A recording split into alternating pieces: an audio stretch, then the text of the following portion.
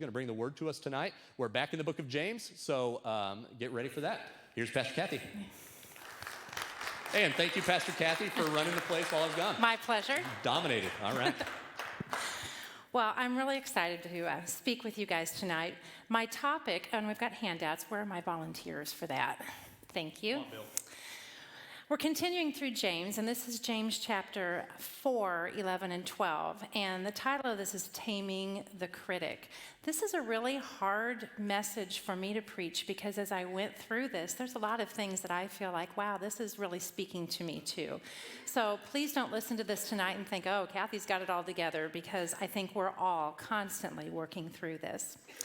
So when I was a teacher, my students and I always really enjoyed dress-up days. A couple different weeks a year, they would have a time where maybe for homecoming or some special event, they'd have a week full of dress-up days. And I taught middle school. Middle school kids love that kind of stuff. But by far, their favorite dress-up day was the 80s dress-up day. Now, for whatever reason, the 80s have become very popular again. It's become kind of iconic, and sadly, even some of the clothing styles have come back. Things like big hair, leg warmers, the neon colored, you might have 5 different colors of neon clothing, polo shirts with the collars flipped up.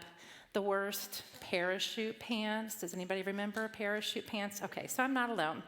And I have some visuals for you. So here's a picture of, you can probably see me there with some of my teacher friends at the middle school dressing up for 80s Day. So this was our rendition. Obviously, we could find 80s clothing still. But in case you're worried that I'm a little bit too like Madonna, here is a picture of the actual me in the 80s. So I was pretty low-key, but you can see I do have the shoulder pads on the jacket. That was super cool then, too. So this makes me wonder, I wonder what this decade is going to be remembered for. Those are kind of fun things we remember from the 80s, but what will the 2020s be remembered for? Now, if we go back to the 1820s, that decade was known for transportation advances. They built the Erie Canal. There was westward expansion through the Santa Fe Trail and the Oregon Trail. So that's the cool thing they're known for. What about 100 years later, the 1920s? That was the roaring 20s. There was more money around then. The economy was strong. Jazz music and dancing became very popular in all segments of the population. Women gained the right to vote. And, of course, prohibition. So how about 2020? Well, COVID probably is something they'll remember. I'm not sure how middle schoolers were dressed up for that. That's kind of terrifying. But what about some of the other things that are going on in this decade? Cancel culture, civil unrest.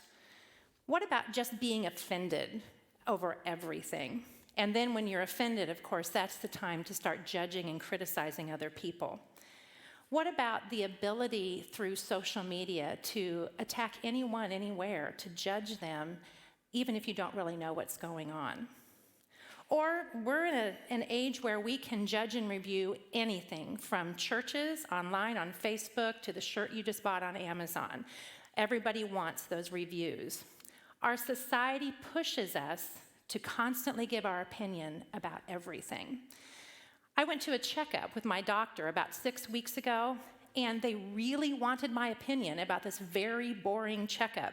I got 6 texts, 3 emails, and 4 phone calls that I just kept ignoring, and they just kept trying. They were very persistent. They really wanted to know what I thought. It was pretty boring. There was nothing really to tell them. We're living during a time when we have more information at our fingertips than we've ever had. And we can communicate with people all over the world. Pastor Lance just mentioned he's already heard from the people in Thailand that he was there with. So we have that information, but yet a recent Harvard study shows that 1 in 3 Americans feel lonely. 58% of Americans feel like no one in their life really knows them. 58%. Isn't it ironic that in an age where we have all kinds of information so ready that we really know each other less and less? And yet, we think we have the right to criticize or to judge. We seem to think it's our duty and right as Americans to judge everything and everyone around us. People become more and more disconnected as they judge each other and the faults in everything around them. And that critic in us actually pushes people away from us. But according to Scripture, we have that all wrong. We need to take some specific steps to tame the critic in ourselves. Now, let me remind you, this is something that I don't think I go around and I'm a really negative person. I think I'm an okay person. But there are things here that I thought, wow, I am really struggling in that particular area. So I think we all have something, including me, we all have something to learn here. James has a lot to say about the way we speak to each other. And I think before we move forward, we need to take just a minute to step back and remember what he's taught us so far. In chapter 3, 1 through 12, he talks about the difference between worldly speech and godly speech. So this isn't a new topic for him. He's already talked to us about the way we use our words. He starts in verse 8 saying, "But no human being can tame the tongue. It's a restless evil full of deadly poison. With it we bless our Lord and Father, and with it we curse people who are made in the likeness of God. From the same mouth come blessing and cursing. My brothers, these things ought not to be so." And then in verses 13 through 18, he talks about worldly wisdom and godly wisdom. Now listen to this verse, thinking about all those reviews and criticisms. Starting in verse 17, "But the wisdom from above is pure, then peaceable, gentle, open to reason, full of mercy and good fruits, impartial and sincere." Unfortunately, I don't think any of those words would describe our current decade overall. And then in chapter 4, 1 through 10, he talks about friendship with the world versus friendship with God. And in 8 through 10, he reminds us to be humble, and this is really the key leading into not judging others. Starting in verse 8, "Draw near to God, and he will draw near to you. Cleanse your hands, you sinners, and purify your hearts, you double-minded. Be wretched and mourn and weep. Let your laughter be turned to mourning and your joy to gloom. Humble yourselves before the Lord, and he will exalt you." I think it's significant that that whole section about being humble comes right before he's going to talk to us about not judging other people. He wants us to remember that we are wretched, that we are nothing without Christ. He wants us to remember everything Christ has done for us, and that makes it possible for us to be more gracious to other people.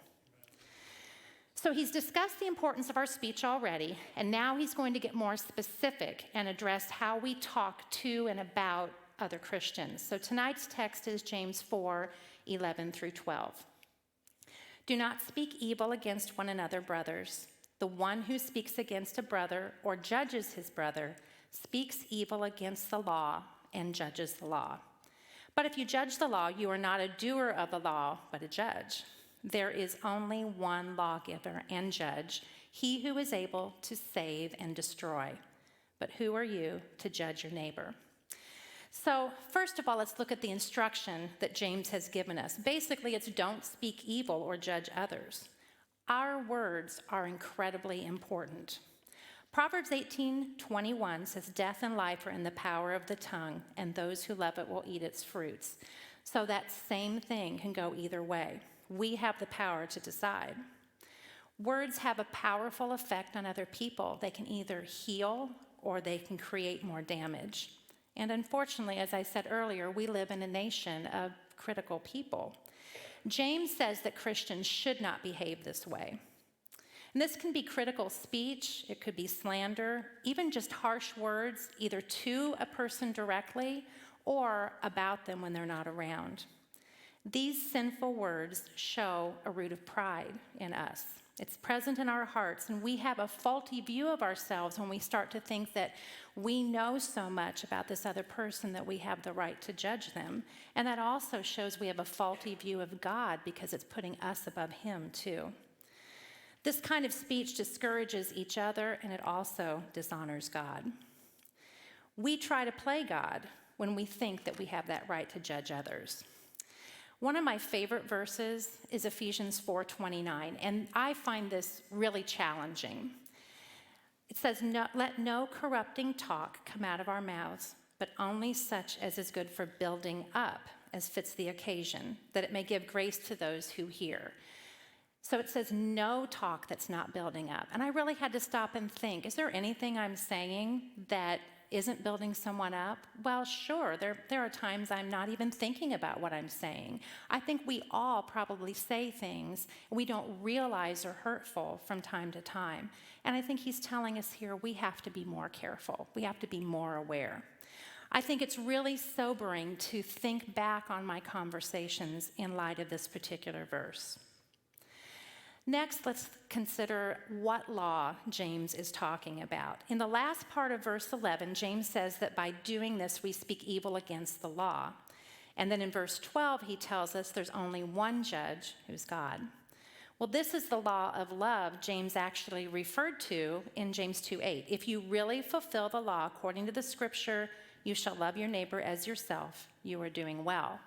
Now, James is actually quoting Jesus, and that comes from Matthew 22:30 through 40. And this is when he's talking with some of the Pharisees. But when the Pharisees heard that he had silenced the Sadducees, they gathered together. And one of them, a lawyer, asked him a question to test him. Teacher, which is the greatest commandment in the law? And he said to him, you shall love the Lord your God with all your heart, and with all your soul, and with all your mind. This is the great and first commandment. That's that humble part. That's remembering who we are and what Christ has done for us. And then he says, and the second is like it, you shall love your neighbor as yourself. On these two commandments depend all the law and the prophets. So if we're not doing those two things and all of the law is resting on that, then we're discarding the entire thing. That's pretty weighty. So then what about the problem? The basic problem, I think, is that we tend to believe things that we hear, things that we see, or things that we read. We think everything is true. We often don't stop to think about the source or whether there's more information behind that. When I taught school, I taught research classes, and I taught my kids that sources are really important. You have to pay attention to where information comes from. And so I have a meme to throw up here for you. This is one of my favorites. I love Abraham Lincoln to begin with because I came from Illinois.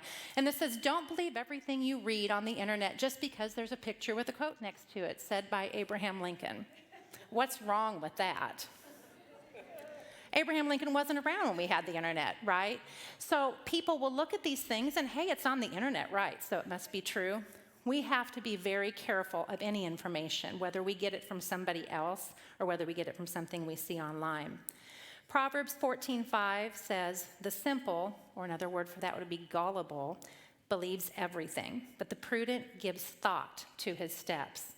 So often we're in such a hurry, we just breeze right past that step. And it's important for us to take time and really think about things. We are often guilty of making judgments based only on part of the information. We look at someone and think, oh, that's the way they are, but we don't really know that. We don't really know what's in a person's heart. We don't know what experiences are in their life that might make them behave the way that they are. This often includes things like us mind reading or assuming we know or understand all of these details. We never know all of the information. We will never know that. God is the only one that knows that. And we need to trust him to take care of that rather than trying to take care of those things ourselves. As Christians, sometimes we get really good at spiritualizing our sin. This would be in the case of judging others in the form of a prayer request. Hey, I want to tell you about this prayer request I have, and then you give all the juicy details about it too. That goes from being a prayer request into judging, into gossip. And it's really easy to do without even thinking about it. One of my favorite Christian authors is Lisa TerKeurst. And last fall, some ladies and I went through this book, Uninvited.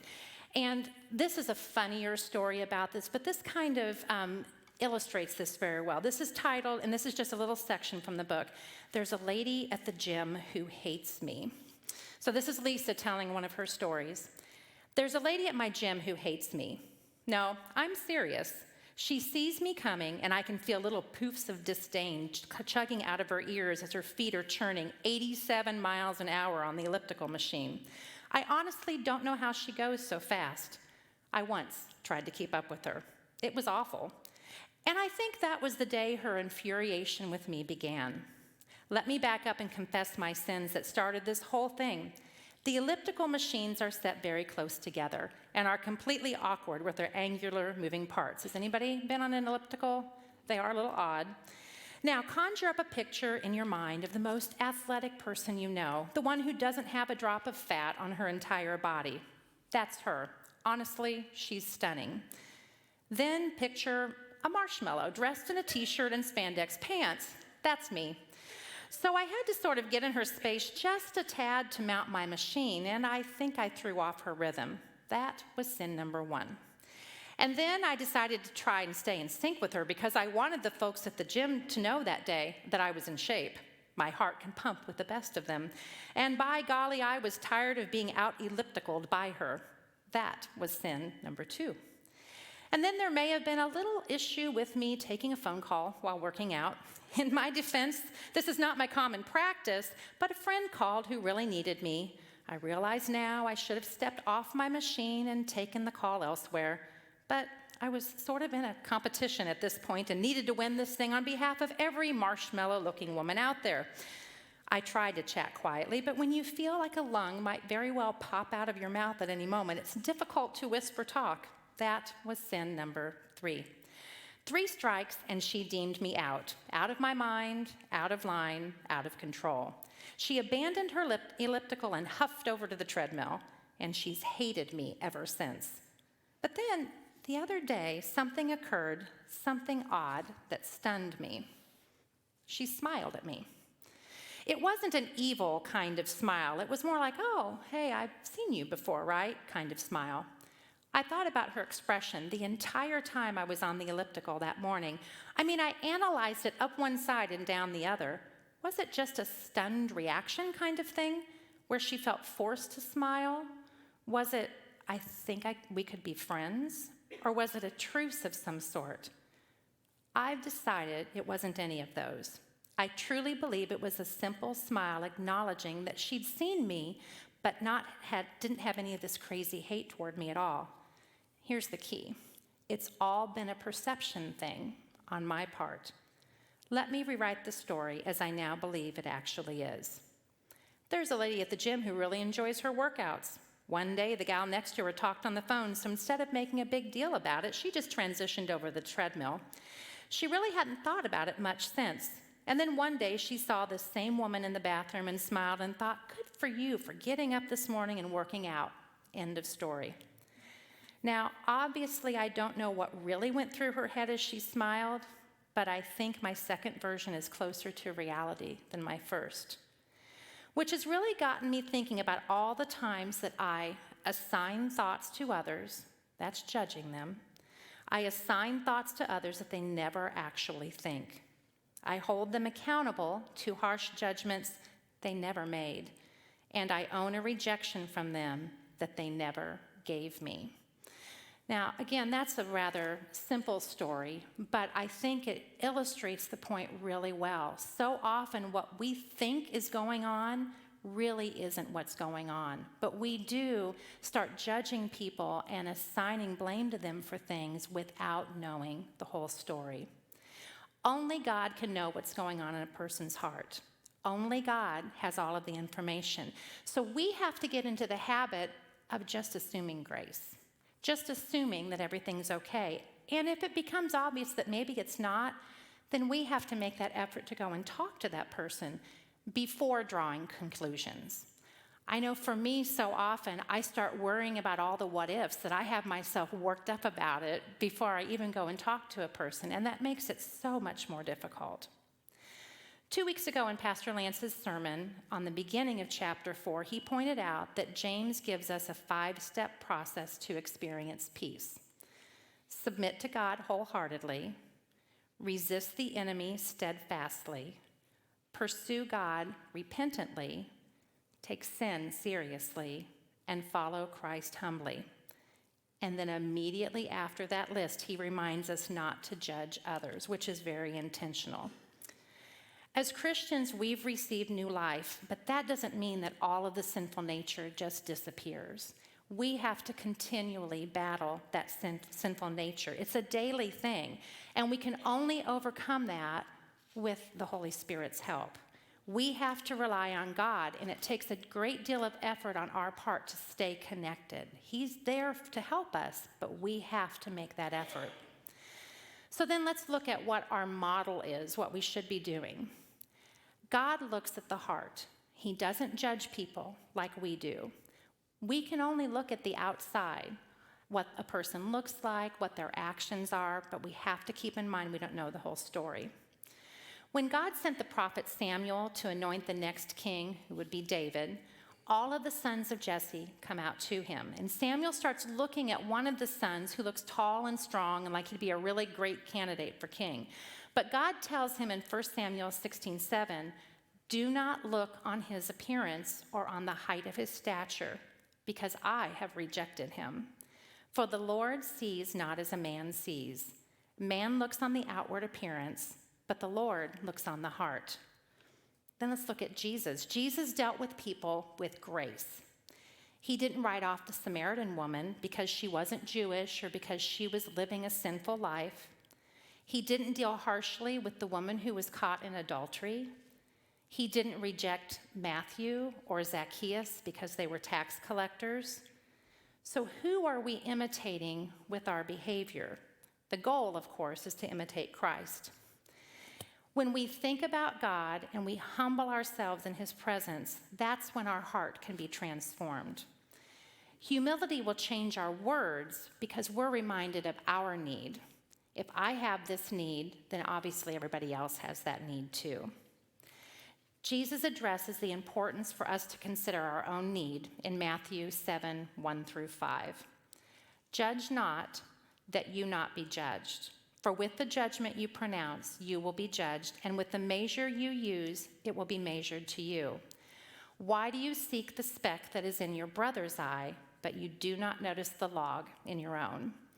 Or how can you say to your brother, let me take that speck out of your eye when there's a log in your own eye? You hypocrite, first take the log out of your own eye, and then you will see clearly to take the speck out of your brother's eye. So he's saying we have to examine our lives first. That's the first step. We can't jump in and try to help others when we haven't been working on ourselves. We're all working out our salvation on a daily basis, and we have to be aware that when we say all, it's everybody. I'm working, you're working, and that means we're all in that process of sanctification. We'll never know all the facts in a case, and we certainly will not know the motives at someone's heart. To speak evil of a brother and to judge them on the basis of external, partial evidence is unkind, and it's a sin against him, and it's a sin against God. God is the only judge. He's patient, he's understanding, his judgments are just and holy.